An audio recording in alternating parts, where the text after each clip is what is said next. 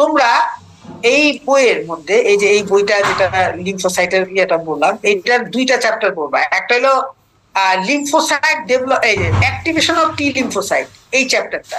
মানে এটা ওই যে আব্বাসের বই তোমাদের দিছি না? হ্যালো, না স্যার। জি স্যার। স্যার আছে, আব্বাসের বই তোমরা পাও নাই? আছে আমাদের কাছে স্যার। গত ইয়ারে দিছিলাম তো আমি আব্বাসের বই। জি স্যার দিয়েছিলেন। আচ্ছা, আব্বাসের বইয়ের তোমরা চ্যাপ্টার 9 আর কিছুটা চ্যাপ্টার 10 এইটা পড়তে হবে, ঠিক আছে? চ্যাপ্টার 9 তো মোটামুটি আমি তোমাদের পুরাটাই দেখাইলাম। আর 10 এর মধ্যে আমি যেটা দেখাইলাম সেটা হচ্ছে যে IL-2 এর কাজটা কি, হ্যাঁ, এটা যে কিভাবে কাজ হেল্প করে, আর TH1 এ IL-2 এর ভূমিকা কি, ইন্টারফেরন গামার ভূমিকা কি, আর TH2 এর ভূমিকা কি, হ্যাঁ, TH2 দিয়ে কি তৈরি হয়, ফাংশন অফ TH2 সেল, এইটা। তাহলে TH1 ফাংশন এবং কিভাবে মেকানিজম করে এটা পড়বা, আর TH2 এর ক্ষেত্রেও ফাংশন আর মেকানিজম কিভাবে, এইটা একটু দেখে। সবাই ক্লিয়ার? এইদিকে তাহলে তোমাদের ইয়ার সিলেবাস রাখলাম, ঠিক আছে?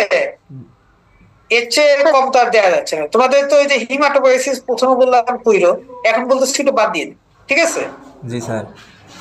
চ্যাপ্টার 8টা দেখবো না? হ্যাঁ, চ্যাপ্টার 8 এ শুধুমাত্র ওই যে একটা টেবিল দেখাইছিলাম ওইটা দেখবা।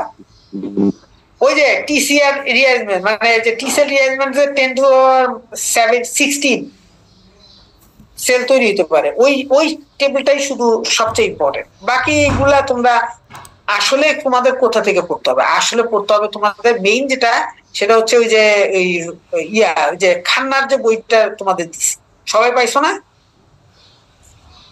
Yes sir.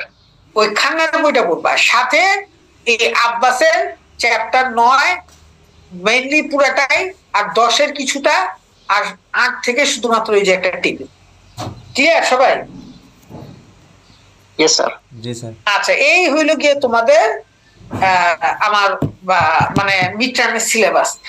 এখন এইখান থেকে কোনো প্রশ্ন থাকলে করতে পারো। আবার ধরো নেক্সট আরেকটা ক্লাস আমরা নিতে পারি ট্রাবল শুটিং। তোমাদের যদি কারো কোনো কোয়েরি থাকে যে স্যার এইটা ওইটা নিয়েও আমরা একটা ক্লাস করতে পারি, সেটাতে আমরা ওই সব নিয়ে আলোচনা করতে পারি, ঠিক আছে?